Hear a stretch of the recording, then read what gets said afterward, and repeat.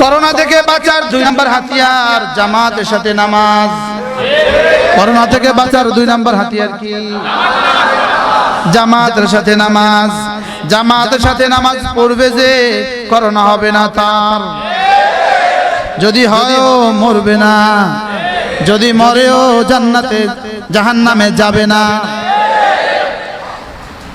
যদি নামাজ 5 ওয়াক্ত নামাজ জামাতের সাথে পড়ে পড়ে পড়ে পড়ে করোনায় মরেও যায়, এই মানুষটা যখন জান্নাতে যাবে আল্লাহ তাআলা জিজ্ঞেস করবেন, বন্ধু তোমার কিছু চাওয়ার আছে কিনা বলো। এই বন্ধু বলবে, হ্যাঁ রব্বুল আলামিন একটা চাওয়া আছে। সুম্মা উহিয়া সুম্মা উক্তাল সুম্মা উহিয়া সুম্মা উক্তাল সুম্মা উহিয়া সুম্মা উক্তাল সুম্মা উহিয়া সুম্মা উক্তাল সুম্মা উহিয়া সুম্মা উক্তাল সুম্মা উহিয়া সুম্মা উক্তাল সুম্মা উহিয়া সুম্মা উক্তাল সুম্মা উহিয়া সুম্মা উক্তাল সুম্মা উহিয়া সুম্মা উক্তাল। রাসূল 10 বার বলছেন সুবহানাল্লাহ। কয়বার? 10 বার। আমি কি 10 বার বলছি? রাসূল বলেন, শহীদ জান্নাতে যাওয়ার পরে আল্লাহ তাআলা জিজ্ঞেস করবে, তুমি কি আমার কাছে কোনো কিছু চাওয়ার আছে কিনা? শহীদ বলবে, হ্যাঁ একটা কিছু চাওয়ার আছে, আমার আবার দুনিয়াতে পাঠান, আবার শাহাদাতের মওত দিয়ে দেন। আবার দুনিয়াতে পাঠান, আবার শাহাদাতের মওত দিয়ে দেন। আবার দুনিয়াতে পাঠান, আবার শাহাদাতের মওত দিয়ে দেন। আবার দুনিয়াতে পাঠান, আবার শাহাদাতের মওত দিয়ে দেন। আবার দুনিয়াতে পাঠান, আবার শাহাদাতের মওত দিয়ে দেন। সুবহানাল্লাহ বলবেন। 5 ঈমানের সাথে নামাজ, 5 ওয়াক্ত নামাজ জামাতের সাথে পড়তো, আর কোনো গুনাহ করতো না। খোদা না খাস্তা এই মানুষটা যদি করোনায় মারা যায়, সঙ্গে সঙ্গে আল্লাহ তাআলা তার রূহটাকে সবুজ পাখির আকৃতিতে পাখির ভিতরে দিয়া তাকে জান্নাতে ছেড়ে দিয়ে বলবেন, যাও যেখানে ইচ্ছা সেখানে ঘুরে বেড়াও। যেখানে ইচ্ছা সেখানে কি? সেখানে ঘুরে বেড়াও। এবার সে বলবে, আল্লাহ আপনি যে আমাকে এতটা সম্মানিত করেছেন, আমার আত্মীয় স্বজনকে যদি একটু বলে আসতে পারতাম। আপনি যে আমাকে এতটা দামি দাম দিয়েছেন, আমি যদি এটা আমার বন্ধু বান্ধবকে বলে আসতে পারতাম, আমি আমার জাতিকে যদি একটু বুঝিয়ে আসতে পারতাম। আল্লাহ তাআলা বলেন, যাও কথা দিলাম তোমার পক্ষ থেকে আমি শুনিয়ে দিব।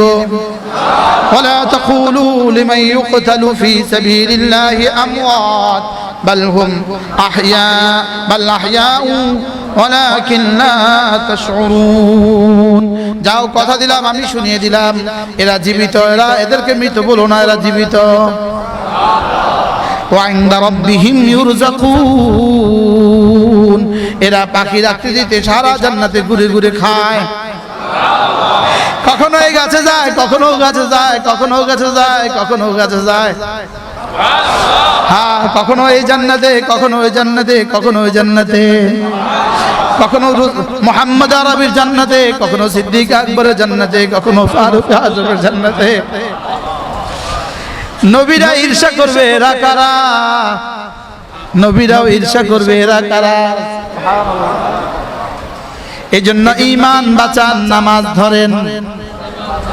ঈমান বাঁচান, নামাজ ধরেন। বলেন বলেন বলেন বলেন বলেন। ঈমান বাঁচান, নামাজ ধরেন। করোনা থেকে বাঁচার 3 নম্বর হাতিয়ার কি? ওয়াতুবু ইলাল্লাহি জামিআ লাআল্লাকুম তুফলিহুন। রব্বুল আলামিন বলেন, তওবা করো, কথা দিলাম আযাব দিব না। তওবার হক আদায় করো। বলেন, তওবার কি করো? হক আদায় করো। বলেন বলেন বলেন।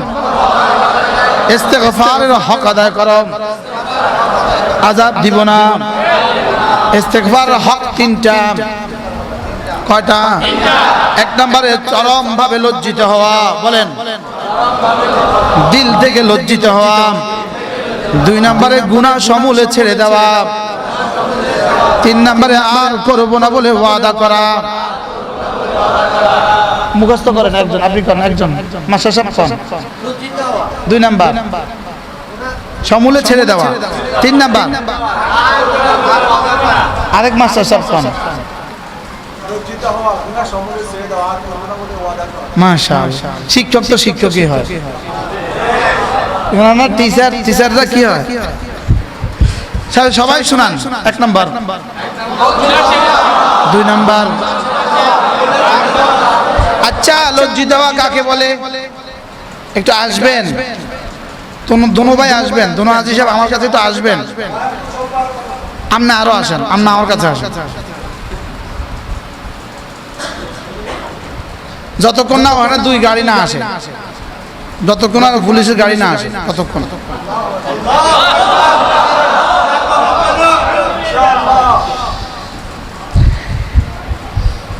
করোনা থেকে বাঁচার 1 নম্বর হাতিয়ার কি? তাহলে ডেইলি কতবার পড়বো ইনশাআল্লাহ?